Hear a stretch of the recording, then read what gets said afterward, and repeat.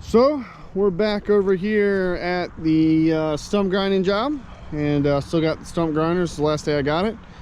The first day was Wednesday and couldn't grind yesterday because I had some other deliveries and stuff to do, and then it rained in the afternoon. But it's Friday, and other than it being kind of chilly out, it's a nice day to be outside grinding. So we got this one. This is actually a triple stump here that I got left to do. There's pine, pine, pine. Matt and I topped these two off, and then that one, it wasn't really that high, so we left it. So, and then I got some over here that I got to grind down too, but we're just going to grind these basically down to like ground level. There's one over there that Matt topped off, and then there's a couple more over here, but we just kind of got to get down to ground level. One right there, and one right there.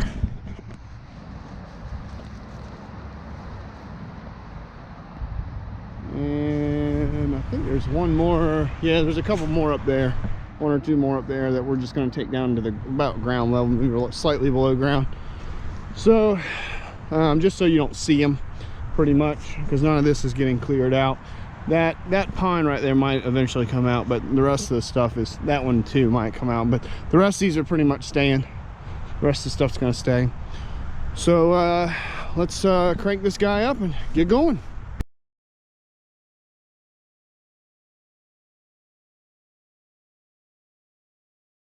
Okay, so doing this other stump over here, one of the smaller ones, I decided to kind of try something new, which was to kind of set the head lower, and then instead of dropping the head, set it at the depth I wanted basically, and then just ever so slowly kind of move it up, do a pass, move it up, move it, do a pass. And that seems to be getting me, you know, the more banana peel style chips that you want to see out of the cutter head. So I think that is the better way to go, just by trial and error, kind of figuring this thing out. That wasn't really explained to me in some of the research I did over the weekend, last weekend, before I started this little job. So, but that seems to be the better way to do it. So and it's, I don't know if it's, seems to be maybe about as fast, but it definitely seems to be, you know, a little bit more efficient with the chip size. So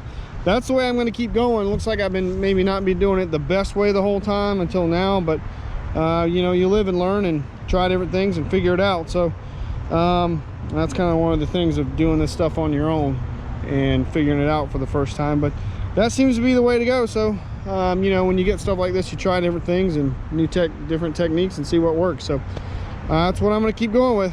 Just thought I'd let you guys know that you know, if you're watching this and you've never done this before, that might be the way to go for some of the stumps that you do. Is just kind of set the depth that you want, and then just ever so slightly move the machine up, and then go back and forth, move it up, and that seems to be a little bit better with the chip size. So all right, I'll keep at this and we'll go.